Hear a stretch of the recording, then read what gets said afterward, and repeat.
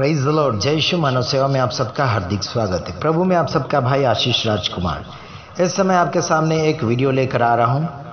आगे की ओर आपको देखने के लिए मिलेगा मम्मी पापा अपने बच्चों को भेदभाव या फिर जाति पात का कारनामा सिखाते हैं।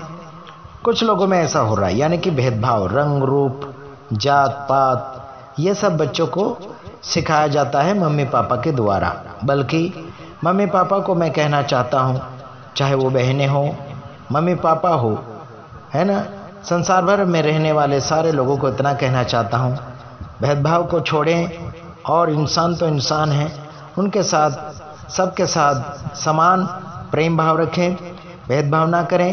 हिंदू, मुस्लिम, सिख, ईसाई कोई भी हो, लेकिन उनका भेदभाव ना करें, बल्कि उन्हें सही मार्गदर्शन दीजिएगा। और अभी स्कूलों में भी अभी अच्छा सिखाया जा रहा है और सिखाना भी चाहिए बच्चों को, बिना भेदभाव के साथ रहना है, क्योंकि ऊपर वाला जो परमेश्वर है सबका एक है। लेकिन संसार भर में लोगों ने अपने अपने मार्ग चुन लिए हैं, इसलिए प्रॉब्लम हो रहा है और संसार भर में विरोधी और भेदभाव की भावना बढ़ती चली जा रही लोगों में। तो आइए देखिए आगे का वीडियो, सुनिए बच्ची से। मेरा नाम वंशिका है, मैं 10th क्लास से हूँ, सर्वोदय कन्या विद्यालय गांधीनगर से। मैं अपना एक एक्सपीरियंस शेयर करना चाहूँगी। मेरा पहले देशभक्ति पढ़ने से पहले मेरी थॉट्स जो थे और उसके अंदर काफ़ी ज़्यादा चेंज भी आया। मैं पहले सोचती थी, मेरी एक फ्रेंड थी, वो मेरी कास्ट से बिलोंग नहीं करती थी, तो मुझे मेरे पेरेंट्स ने मना किया उससे बात करने से। तो मुझे लगा कि मेरे पेरेंट्स सही कह रहे हैं और मैंने उससे बात करना थोड़ा कम कर दिया।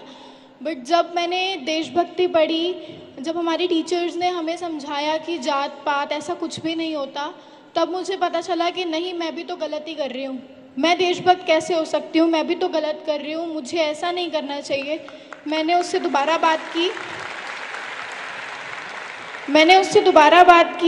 तब भी मुझे मेरी मम्मा ने मना किया। मुझे मेरे मम्मा ने कहा कि नहीं, मैंने तुझे मना किया था तो तुझे बात नहीं करनी है। और मैंने फिर अपने मम्मा को भी बोला कि नहीं मम्मा, जात पात ये सब चीज़ें हम लोगों ने मनाई हैं, भगवान ने हमें एक जैसा बनाया है, तो हमें सबके साथ मिलजुल कर रहना चाहिए। Thank you. Very nice. 1 साल पहले आज ही के दिन हम लोगों ने ये देशभक्ति पाठ्यक्रम शुरू किया था।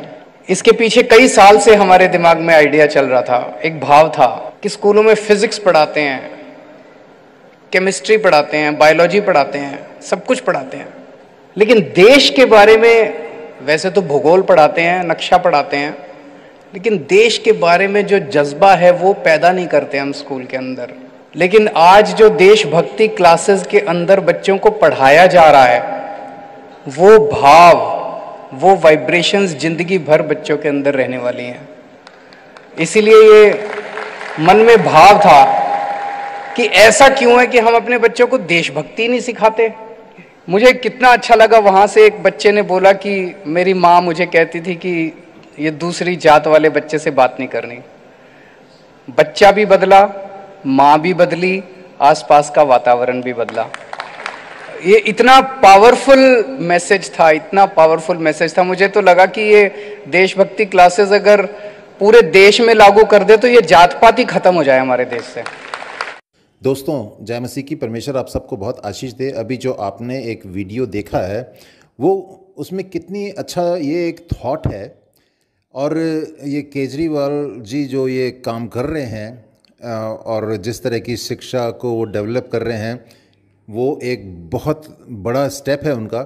और मैं सोचता हूँ कि जो परंपरा चलती आ रही है किसी धर्म में, अगर किसी के अंदर ये भेदभाव है, जातिवाद है, ऊंच नीच का, तो मैं सोचता हूँ कि ये सबसे बड़ा एक श्राप है उस धर्म के ऊपर। मैं तो ये साफ बोलूँगा, और क्योंकि मैं इस देश का एक सीनियर सिटीज़न हूँ, तो मैं ये बात ज़रूर बोलना चाहूँगा कि वो धर्म ही क्या जहाँ पे अधर्म सिखाया जाए, है ना। कोई तालमेल नहीं है, इन बातों का कोई तालमेल नहीं है। और मैं ऐसा भी नहीं बोलूँगा कि भाई ईसाई धर्म ही सच्चा है। सच्चा है, मैं मानता हूँ, लेकिन मैं नहीं बोलूँगा, क्योंकि सबसे बड़ा धर्म क्या है? इंसानियत। और इंसानियत क्या है?